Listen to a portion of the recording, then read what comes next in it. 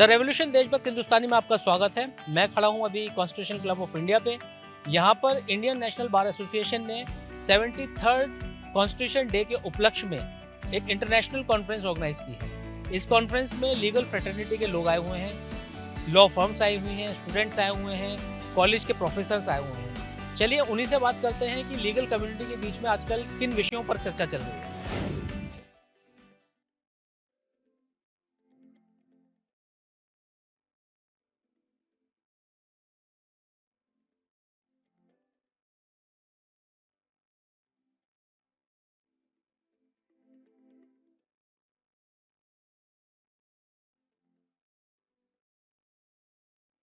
Sir सबसे पहले हमको बहुत ही आसान शब्दों में बताएं कि आर्टिफिशियल इंटेलिजेंस आखिर है क्या चीज़? जैसे कि आपको मैं अगर बताना चाहूँ, आसान से तो नहीं, मैं थोड़ा-सा घुमा-फिरा के ही बताऊँगा क्योंकि उसका एप्ट आंसर तो नहीं है।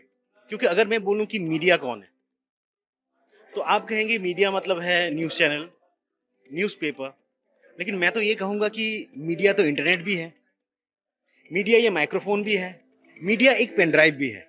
तो इसी तरीके से आर्टिफिशियल इंटेलिजेंस ये है कि एक जो इंसान है वो किसी एक न्यूरल चीज को बनाई है जो आर्टिफिशियली वो मैकेनाइज्ड है। एक रोबोट हो सकता है या फिर कोई भी एक टेक्नोलॉजिकल चीज हो सकती है जो ह्यूमन की तरह काम कर सकती है। अब मैं तो ये भी कहता हूं कि AI has emotions also because they study our emotion.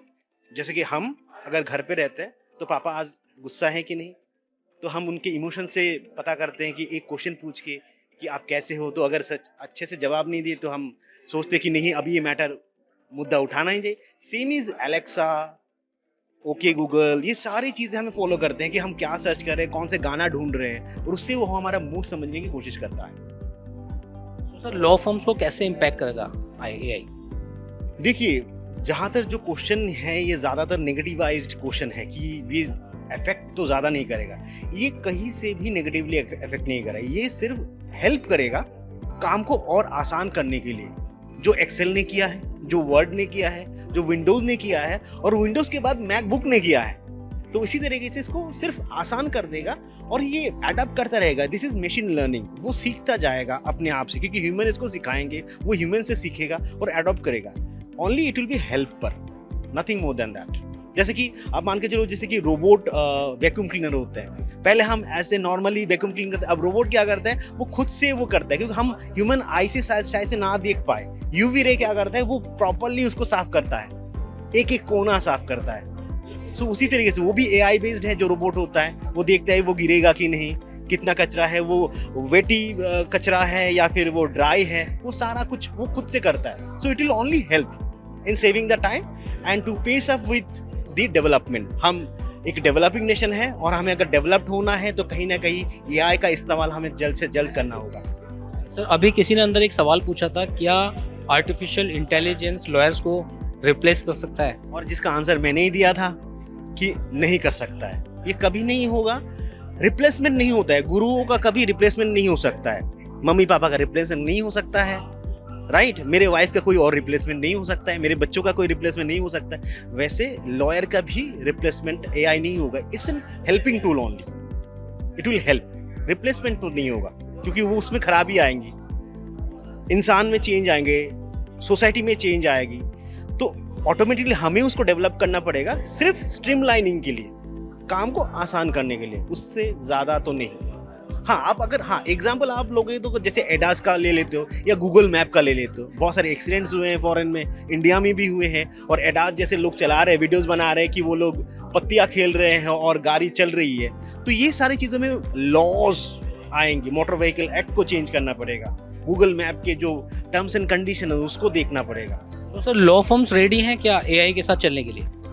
Obviously 2017 में साइरल, अमरचंद, मंगल दास ने already they have started in 2000, they have revolutionised by कीरा।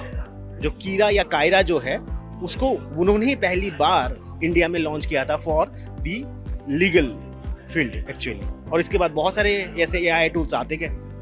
तो सर ये आर्टिफिशियल इंटेलिजेंस बेसिकली किस तरह से हेल्प कर रहा है? अगर मैं लीगल कम्युनिटी की बात करूँ तो उनको किस तरह की सपोर्ट ये प्रोवाइड? देखिए, जैसे कि डॉक्यूमेंट्स की बात होती है, जैसे हम डॉक्यूमेंट्स को पढ़ते रहते हैं बहुत देर तक, उसको शॉर्ट समरी हमें चाहिए, तो ये एआई क्या करेगा, वो पर्टिनेंट पॉइंट लेके आ जाएगा। जैसे आपने सुना होगा एलपीओ का नाम, राइट, लीगल प्रोसेस आउटसोर्सिंग, तो वो भी क्या करते हैं, फॉरेन केसेस को आउटसोर्सिंग करके उसको स्टडी करते हैं। हमारे ही बच्चे उसको स्टडी कर रहे हैं, दो not in the may be not thoroughly in the legal way. तो सिमिलरली वो सिर्फ काम को आसान करे, इतने पेपर्स हमें ना पढ़ के वो कम में हो जाएगा। और बाकी और भी सारी चीज़ें हैं जो लॉयर को हेल्प कर, जैसे कि मैंने अंदर भी during the conference panel discussion मैंने बोला है रिगार्डिंग केस डायरी मेंटेनिंग। हम पहले हाथ से लिखते थे, अब ये जो कार्ड है ना, ये मैंने कार्ड अभी रखा है, मैं अभी जाके है ना आर्टिफिशियल की इंटेलिजेंस मैं सिर्फ इसका फोटो क्लिक करूंगा और ये जो कार्ड के सारे डिटेल्स है ना वो डिजिटली मेरे एक ऐप में आ जाएंगे। तो मुझे कार्ड ढूंढने की भी जरूरत नहीं है और वो मेरे उसमें है। जैसे you can take the example of DigiLocker also, initiative of government.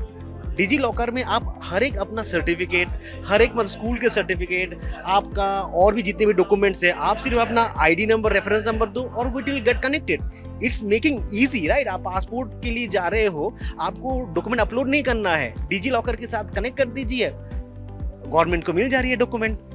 अच्छा सर, जो आपने डिजी लॉकर की बात की है, तो बेसिकली जो हमारा डेटा है जो हम डिजी लॉकर पे अपना अपलोड करते हैं, तो वो तो ऑनलाइन रहता है, क्लाउड पे रहता है। तो हाँ, तो बेसिकली वही देखिए, हम प्राइवेसी की मुद्दा हम पुट्टो सभी से ला रहे हैं। अब प्राइवेसी का मैटर ये है, पता है क्या है, हम आईफोन को, हर एक मोबाइल, एंड्रॉयड मोबाइल को हम लोग अपना उंगली का ये पूरा मार्क दे रहे हैं, तब हमें प्राइवेसी की कोई इश्यूज नहीं है। हम फेस डिटेक्शन के लिए मोबाइल के लिए दे रहे तब इशू नहीं है। लेकिन जब हम आधार के लिए दे रहे तब हमें दिक्कत है। जब हम जॉब के लिए जाते हैं तब भी हम अपना इन और आउट फिंगरप्रिंट से ही कर रहे हैं, तब इशू नहीं है प्राइवेसी से, सिर्फ आधार के टाइम पे इशू है।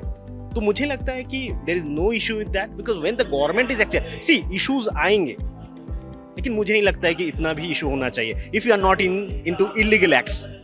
तो सर, ये तो बात हो गई इश्यूज़ की कि हमारा जो डेटा है उसकी प्राइवेसी की बात हो गई। इसके अलावा एक आखिरी सवाल ये है कि जब हमारा डेटा क्लाउड पे रहता है तो उसका चोरी होने का भी खतरा होता है, तो उसके बारे में ये चैलेंजेस हैं, ये चैलेंजेस है। तो इसके लिए ही जो जितने भी हमारे लॉज है, डाटा प्रोटेक्शन लॉज है, आईटी लॉज है, ये है। लेकिन हाँ, ये ऐप नहीं है, उसमें ही सुधार लाने पड़ेंगे। जैसे हम अगर एडीआर की बात करें, जितने मीडिएशन है, वो लॉन्ग बैक जो हमारे कंट्री, जो डेवलप्ड नेशंस है, वो 1980s में, 1835 में उन्होंने सोच लिया था और अब हमारी इंडिया में आए हैं। तो हमें काम करना पड़ेगा, इसमें न्यू चीज़ें आ रहे हैं तो हमें सीखना पड़ेगा, जानना पड़ेगा। So ma'am, online copyright infringement बहुत ज़्यादा बढ़ गया है और डेटा बहुत ज़्यादा चोरी होने लग गया है। तो एज अ मीडिया पर्सन अगर मैं आपसे पूछूं कि हम अपने डेटा को कैसे सेव कर सकते हैं, तो उसके बारे में प्लीज़ बताइए। अब जैसे कि मेरा कोई सामान है, उसे मैं ही संभाल के रखूंगी ना। जैसे आप किसी होटल में जाते हैं या कहीं पे भी जाते हैं, इवेंट में तो लिखा रहता है ना, अपने सामान की सुरक्षा स्वयं करें। तो डेटा भी यही है, you need to protect your data. और इसको सेफगार्ड करने के लिए हमारे देश में डेटा प्रोटेक्शन का एक्ट है। लेकिन आपको ये समझना चाहिए कि डेटा है कहाँ पे। ये मैंने अभी सेशन में भी बोला था, the data is stored in the cloud. आसमान में है वो कहीं, आप एक लेमैन की लैंग्वेज में ये समझें तो वो ब्रीच हो सकता है। इसके लिए आपको एक बहुत स्ट्रॉन्ग सिक्योरिटी मैकेनिज्म की ज़रूरत है। और दूसरी बात ये है कि डेटा को प्रोटेक्ट करना एक पर्टिकुलर ऑर्गेनाइजेशन की भी जिम्मेदारी है। So please follow the data protection act and see that what kind of a data you have. जैसे कि आपने व्हाट्सएप के बारे में सुना होगा, ठीक है, उसमें लिखा रहता है अब एक दूसरे से बात करने का डेटा आपका प्रिजर्व्ड है, कंजर्व्ड है, फायरवॉल्ड है। इसका मतलब ये है जो मैं आपसे चैट कर रही हूँ ये सिर्फ आप ही पढ़ सकते हो, no other person can touch it. Why? क्योंकि वो इस तरीके से प्रोटेक्टेड है। इसी तरीके से सारा डेटा प्रोटेक्टेड होता है और इसका एक्ट है। और अगर इस एक्ट को कोई ब्रीच करता है तो उसके लिए ये पनिशेबल ऑफेंस है। तो सर, मैं अगर प्रैक्टिकल एक्सपोजर के पॉइंट ऑफ व्यू से बात करूँ तो ऑनलाइन इंटर्नशिप कितनी सही है? जी, अगर हम कोविड को मद्देनज़र रखें तो एक तरीके की अपॉर्चुनिटी थी उस समय, और शायद आज भी है कुछ हद तक, कि ऑनलाइन इंटर्नशिप से बच्चों को जो एक्सपोजर मिल रहा था पहले, पूरा तो नहीं बट कुछ हद तक वो पूरा कर रहा है उस रिक्वायरमेंट को। लेकिन पूरी तरीके से नहीं कर पाएगा, क्योंकि जो एक फिज़िकल एक्सपोजर की ज़रूरत होती है हमें, वो ऑनलाइन में तो कतई नहीं मिल पाएगा। और इसी कारण से ये अपॉर्चुनिटी थी और है भी, लेकिन एक लिमिटेड पर्पस को फुलफ़िल करती है। और पूरे पर्पस को फुलफ़िल इसलिए नहीं कर पाएगी क्योंकि हमारा जो लीगल सिस्टम है पूरा का पूरा फिज़िकल मोड में ही एस्टैब्लिश किया गया है। सो जब तक कि बच्चा जो है वो कोर्ट नहीं देखेगा, वो ये नहीं सीखेगा कि कोर्ट की प्रक्रिया किस तरीके से चलती है और किस तरीके से फाइलिंग होती है, और ये नहीं सीखेगा कि कोर्ट में आर्ग्यू कैसे करते हैं, तब तक मुझे लगता है कि वो उस एक्सपोजर को नहीं गेन कर पाएगा। तो इसीलिए ये कुछ नुकसान हैं जहाँ तक कि हम ऑनलाइन इंटर्नशिप की बात करते हैं। ऑनलाइन कॉपीराइट इन्फ्रिंजमेंट की अगर बात की जाए तो इसके बारे में थोड़ा सा रोशनी डालिए। इशू ये है कि अगर कोई इन्वेंशन एक मशीन ने की है तो क्या उस मशीन को कॉपीराइट होल्डर बनाया जा सकता है? क्या वो मशीन उस कॉपीराइट का ओनर हो सकता है? सो इसके रिगार्डिंग काफ़ी कंट्रीज़ ने, दूसरे नेशंस ने अलग अलग स्टैंड रखा है, अलग अलग रेगुलेशंस बनाई हैं, अलग अलग गाइडलाइंस दी। तो इंडिया ने ऐसा ही एक पेटेंट दिया है, एक ऑथर बनाया है एक मशीन को। मशीन एक को ऑथर है, उस मशीन ने एक पेंटिंग डेवलप की थी और उसको को ऑथर बनाया गया है इंडिया पेटेंट अथॉरिटी से। ऐसे ही साउथ अफ्रीका में एक पेटेंट ग्रांट किया गया एक मशीन को। सो नया करंट इशू ये है कि क्या हम एक मशीन को जो इन्वेंशन कर रही है, क्योंकि हम टेक्नोलॉजी वर्ल्ड में जी रहे हैं, इंडस्ट्री 4.0 में जी रहे हैं, तो क्या इस इन्वेंशन को रिकॉग्नाइज कर सकते हैं जो मशीन ने किया है, या सिर्फ इंसान को, सिर्फ ह्यूमंस को ही इन्वेंशन या राइट का होल्डर माना जा सकता है? तो इस इशू में डिस्कशन होना बहुत ज़रूरी है। सर, जैसे अभी लिविंग रिलेशनशिप के ऊपर आप क्या कहना चाहेंगे? अब इतना बड़ा हादसा हुआ है और हमारा यूथ लिविंग रिलेशनशिप के ऊपर काफ़ी जा रहा है, इस पर आपकी क्या राय है? Living relationship is not bad, ठीक है, बट कायदे में उसको तुरंत इम्प्लीमेंटेशन देना चाहिए, उनको प्रोटेक्शन देना चाहिए। अदरवाइज जैसे कि अभी इंसिडेंट्स हुआ तो उस तरीके के हादसे ज़रूर होते रहेंगे। तो मेरा इसमें एक ही राय रहेगा कि कोई भी चीज़ देखिए शुरू से बुरी नहीं होती है। तो लिव इन रिलेशनशिप आज की तारीख की ज़रूरत है।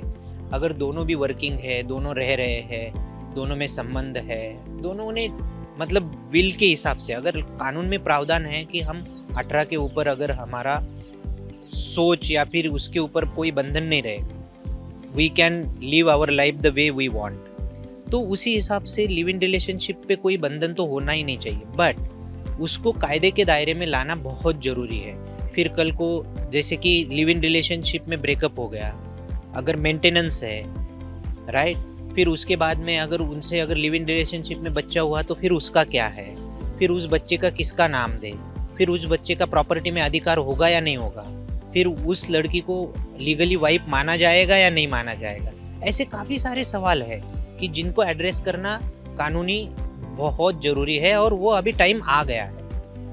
सर, मैं आपसे एक सवाल और करना चाहूँगी। जैसे कि हमारे युवा हैं, वो ड्रग्स ले रहे हैं, क्या कानून ने तो ये इजाज़त दे दी है, अल्कोहल, सिगरेट है, क्या अनलीगल जो ड्रग्स और नशा लिया जा रहा है वो कितना सही है? देखिए, सही और गलत, अभी मैं खुद वाइन कंपनी का जनरल काउंसिल हूँ, तो अगर मैं कहूँ कि कोई भी चीज़ गलत या सही नहीं होती है, अगर मुझे उस चीज़ से अगर कुछ गलत हो रहा है तो उसका कंट्रोल मेरे पास में होना चाहिए। अगर ऐसा ही कोई चीज़ अगर गलत होता, जैसे कि सिगरेट पीना या फिर ड्रग्स या फिर दारू, उसका अगर हम कोई भी अगर कंजम्पशन करते हैं तो उसका तो हेल्थ पे बैड अफेक्ट होगा ही होगा। अभी जैसे कि अगर हमने ड्रग्स ले ली तो हमने कानून में प्रावधान दिए हुए हैं कि कानून में प्रावधान इस तरीके से है कि अगर आप सर्टेन क्वांटिटी पे अगर आप कैरी भी करते हो तो आपको कोई पकड़ेगा भी नहीं, राइट।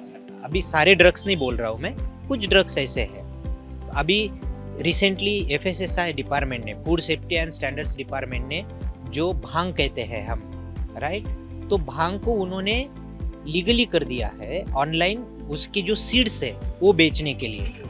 तो अभी कानून अगर उसको सीड्स को या फिर उसके पन्नों को, मतलब पत्तों को अगर लीगली कर रहा है FSSAI डिपार्टमेंट, फूड डिपार्टमेंट, तो उसमें गलत तो नहीं है। लेकिन अगर बंदा अगर वो भांग अगर कुछ ज़्यादा क्वांटिटी में खा लेगा तो उसको नशा होगा ही होगा। अभी सिगरेट दुकान पे खुलेआम मिलती है, लेकिन अगर आप और मैं सिगरेट नहीं पी रहे तो उसमें ऐसा ज़रूरी नहीं कि उसकी लत लगे। तो ये purely person to person depend है। अच्छा, मैं आपसे एक आखिरी और सवाल करना चाहूँगी। आप UCC के बारे में क्या कहेंगे, यूनिफॉर्म सिविल कोड के बारे में आपकी क्या राय है? देखिए, यूनिफॉर्म सिविल कोड आना बहुत ज़रूरी है, क्योंकि जिस तरीके से हम अभी ये मेरी पर्सनल राय है, लेकिन अभी जिस तरीके से हम देख रहे हैं कि रिजर्वेशंस, हर कैटेगरी के लोग रिजर्वेशन मांग रहे हैं, तो फिर ओपन वाले कहाँ जाएंगे? फिर जो टैलेंटेड पुल है, तो आज हम देखते हैं कि आज अमेरिका में सारी बिग कंपनीज के, गूगल से लेके ओरेकल तक, सारी बिग कंपनीज के जो सीईओज हैं वो सारे इंडियंस हैं। हम इसको ब्रेन ड्रेन थ्योरी बोलते हैं। तो अब ये लोग क्यों जा रहे हैं? क्योंकि यहाँ पे हमारी एक रिजर्वेशन सिस्टम बन गई है, एक कैटेगरी, हर कोई आता है और रिजर्वेशन के लिए फिर वो स्ट्रगल कर रहा है, जिससे कि टैलेंटेड पुल आगे नहीं आ पा रहा है। तो मैं पर्टिकुलरली बहुत सारे उसमें इश्यूज है, उसको नहीं टच करूंगा, लेकिन मैं कहूँगा यूनिफॉर्म सिविल कोड जरूरी है टू रिटेन द टैलेंट। बस एक सवाल और मैं आपसे जानना चाहूँगी, जैसे आज का यूथ है, कुछ बच्चे लेट नाइट पार्टीज करते हैं, कुछ बच्चे देर रात तक पढ़ते हैं, आईएएस की तैयारी कर रहे हैं, यूपीएससी की, और सरकारी नौकरी और प्राइवेट नौकरी का स्तर कितना बढ़ रहा है और कितना घट रहा है? देखिए, हमारी एक पहले से एक सोच है कि सरकारी नौकरी लग गई तो मतलब अपना काम बन गया, राइट? ये सोच बदलना बहुत ज़रूरी है। मैं ये नहीं कह रहा हूँ सरकारी नौकरी बुरी है। आज जो बच्चे पढ़ रहे हैं या फिर जो सिविल सर्विसेज की तैयारी कर रहे हैं, भले वो स्टेट सर्विस कमीशन हो या फिर वो पब्लिक यूपीएससी की हो, public union public service commission की, तो वो बच्चे पढ़ाई करके उनको जाना क्यों है? क्योंकि वो मेहनत कर रहे हैं, क्योंकि उनको सिस्टम में बदलाव लाने हैं, उनको कुछ आगे जमाने के साथ चलना है। रही बात, आपने जो दोनों अलग अलग सवाल है, जैसे देखा जाए कि जो बच्चे लेट नाइट पार्टी करते, मैं ये नहीं कहूँगा, उसके अगेंस्ट में मैं बिल्कुल नहीं हूँ। देखिए, पार्टी करना कोई गलत नहीं है। मैं अगर दिन भर काम कर रहा हूँ और वीकेंड में अगर मैं पार्टी कर रहा हूँ, वो भी मैं अपने एक लिमिट में कर रहा हूँ, तो बिल्कुल सही चीज़ें हैं। जैसे सेहत पर असर हो रहा है ना बच्चों की, बिल्कुल, वो तो गलती है। देखिए, सेहत पे अगर असर हो रहा है, हाँ, मैं ये जरूर कहूँगा कि हम बहुत सारा वेस्टर्न कल्चर अडॉप्ट करने की कोशिश कर रहे हैं, जहाँ पे अपना इंडियन कल्चर हम जरूर भूल रहे हैं। तो वो कहीं ना कहीं पे वो चीज़ हो रही है। और बिल्कुल आपका वो पहले का सवाल भी इस सवाल से कनेक्टेड आ जाएगा कि जहाँ पे ड्रग्स, फिर वो शराब और वो सारी चीज़ें आ ही जाती है। लेकिन उन चीज़ों को मैं वही बार बार कहूँगा कि जितना हम लिमिट में यूज करेंगे, जितना हमें जरूरी है। अगर मैं ये नहीं कहूँगा कि जो बंदा सिविल सर्विस की एग्जाम की तैयारी कर रहा है वो दारू नहीं पी रहा है, ऐसा बिल्कुल नहीं हो सकता है।